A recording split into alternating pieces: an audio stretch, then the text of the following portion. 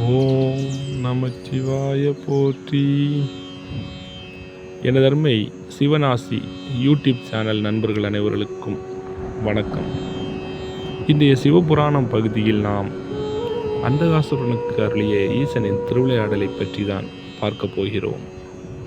இரண்யகசிப்பின் சகோதரனான இரண்யாசன் என்ற அசுரனுக்கு பிறந்த மகன் அந்தகாசுரன்.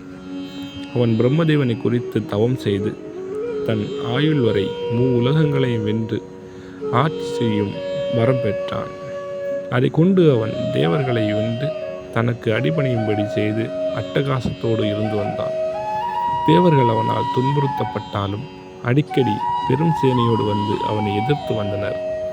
அதனால் அவன் தான் வசித்து வந்த மந்திரமலையை விட்டு சமுத்திரக்கரையில் நிருதித்திக்கில் பாதாள நகரம் ஒன்றை சிருஷ்டித்து அதில் தன் பரிவாரங்களுடன் தங்கினான். அங்கிருந்து அடிக்கடி வெளிப்பட்டு தேவர்களை கொடுமைப்படுத்தி வந்தான்.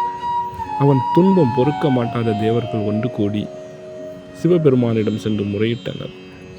அவர்கள் படும் துயரத்தை அறிந்த ஈசனும் பரிவாரங்களுடன் அவர்கள் யுத்தத்துக்கு புறப்பட்டால் தானும் அவர்களோடு வருவதாக தெரிவித்தார்.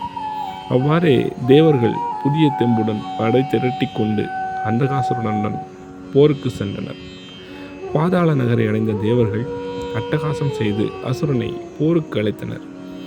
அடி வாங்கி கொண்டு ஓடும் தேவர்கள் தைரியமாக தன்னுடைய நகரின் வாசலுக்கே வந்து யுத்தத்துக்கு அழைப்பதை கண்டதும் அசுரன் சொல்லனா சீற்றம் கொண்டான். உடனே தன்னுடைய வீரர்களுடன் வெளிப்பட்டு தேவர்களுடன் போர் புரிந்தான். முடிவு வழக்கம் போல்தான் ஆயிற்று. தேவர்கள் அவனுடைய பராக்கிரமத்துக்கு முன் நிற்க மாட்டாது சிதறி ஓடினர். அவர்களை ஓட ஓட துரத்திவிட்டு நகருக்கு திரும்பினான் அந்த அசுரன். தேவர்களோடு வந்திருந்த சிவபெருமான் அசுரன் நகரை விட்டு வெளிப்பட்டு யுத்தத்துக்கு சென்றதும் அவன் நகரத்தில் உள்ளே நுழைந்து காத்திருந்தார். அசுரன் தேவர்களை வெற்றி கொண்டு திரும்பிய போது அவன் முன்பு எதிர்பட்டு தமது சூலாயுதத்தால் அவன் மார்பிலே குத்தினார்.